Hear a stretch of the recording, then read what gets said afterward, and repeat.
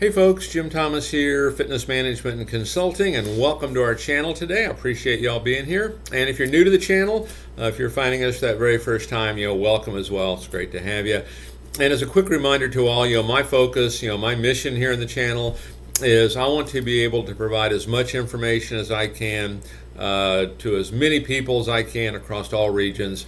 And the best way I can do that is when you choose to subscribe to the channel, when you choose to hit that like button, when you choose to offer comments, and when you choose to share the information with friends, associates, and colleagues. So if you've not yet done so, take a moment, hit that subscribe button. We appreciate it. And for additional ways you can learn more about me, learn more about my company, and how we can help take your business to that next level, be sure to check out those links below. And so with that said, let's get into our topic here today. And it's 5 strategies for turning your gym business around. 5 strategies for turning your gym business around. So if you're in a situation where you're struggling, okay, and we were talking to someone earlier this morning. I mean, they're at their kind of wits end a little bit, and they really need some help, and hopefully we're going to be able to do that for them. But if you're not quite to that point, you can still make some moves here to get this done. Take some time to look at this. Now, one of the comments I would say is, one of the challenges when you start talking about a gym turnaround, sometimes we simply wait too long, okay? Don't wait too long. Start sooner rather than later, all right? You might think, oh, we're not quite there yet. We're not hitting our numbers. We're not struggling. Go to work on it now, okay? Would be my best advice on that. And so number 1 on strategies for turning your gym business around, be transparent. Be transparent. Get everybody on board. Get everybody on board. Be transparent as to what you're trying to do. Communicate with everybody. Sit down one-on-one. When I go into a turnaround, for example, one of the things that I always do is I'll send over what I call a get acquainted worksheet, and we'll have everybody complete that. And then I'll take the time to actually interview every single person, because I want to get to know everybody. I want them to know where I stand. Here's what I'm here to do. Here's what the operation is going to be. I want to get their input. I can use it, and we're going to move forward. But there's no secrets from anybody. Be transparent. You're trying to get a turnaround done. That's number 1. You don't want folks, kind of walking on needles, so to speak, going to work every day. Number 2.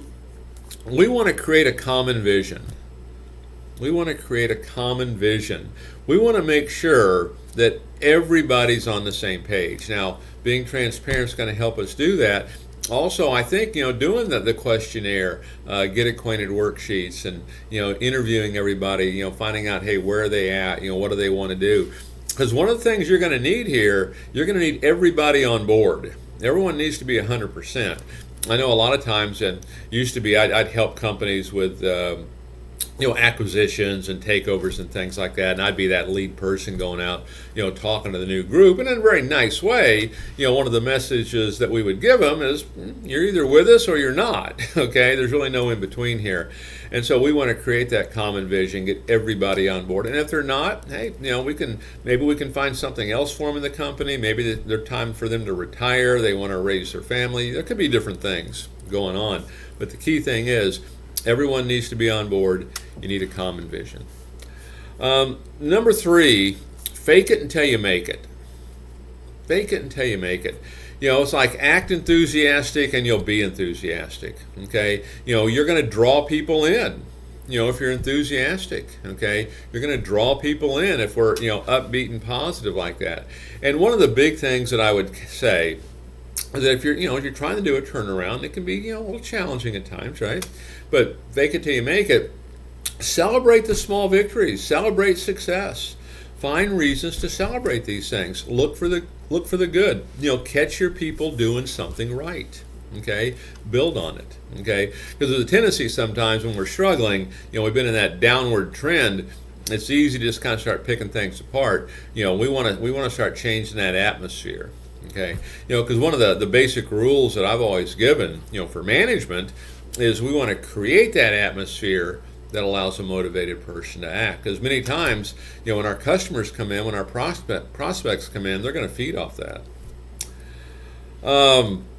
Number 4, wrap your culture around your vision.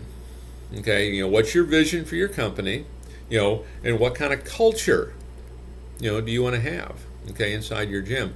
And what you want to do, you're really trying to create a great place to work. That's what you want. You want a great place to work. Okay, doesn't mean that there aren't quotas and aren't expectations, but we're going to train people. We have a management training program. We have regular sales training programs. If you offer child care, maybe certain employees can use child care at no cost or a discount. Maybe you offer free memberships for family members, or corporate rates for extended family members, or other perks and other services. Make this a great place to work. One of the things that we talk about frequently, kind of in the selling process, is that the importance of differentiation. What are you doing that's so different than everybody else? Okay, what do you do that's better than everybody else in the marketplace? And this is how you separate yourself as a company and as a business, and allows you to raise your prices. But think about the same thing when it comes to your culture and your staff and your vision. Okay, why should someone want to come to work for you? Why are you the best place to work in town? And yeah, compensation is part of it. Okay, performance-based, preferably a good amount of it. Okay, but how we train people, how we treat them, all the the special things that they have as a result of working for you. But check other businesses in town. Who do you really like? When you go to their business, they make an impression on you. With their employees.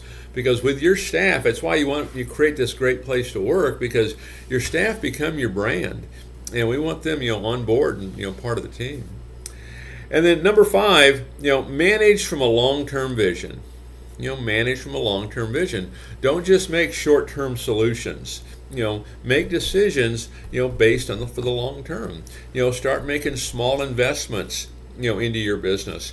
One of the things to think about, okay, and this is one of the core things for clubs that do the best the longest, is you want to keep your gym as new today as it was the day that it first opened. Okay, keep it as new today as the day that it first opened. A lot of your big operators, when they come to town, if these big operators are coming to your town, I can promise you what they're saying. We're gonna grab 15% of that club's business. We're going to grab 15% of that club's business, because maybe we've not kept the place up. But you want to keep your club as new today as the day that it first opened. Now, sometimes if we're in a turnaround situation, okay, it can be tight sometimes. Think about a fresh coat of paint. Won't cost a whole lot. Something we can do. How about new carpeting? Something we can do. We had a club one time, and we simply rearranged the equipment. And boy, were people excited. They discovered equipment that, they never knew we had. Okay? And so there's a lot of things we can do there. You want to have to kind of get creative with this. But, manage for the long-term vision of how you want this to be. Get a plan of action together. Okay?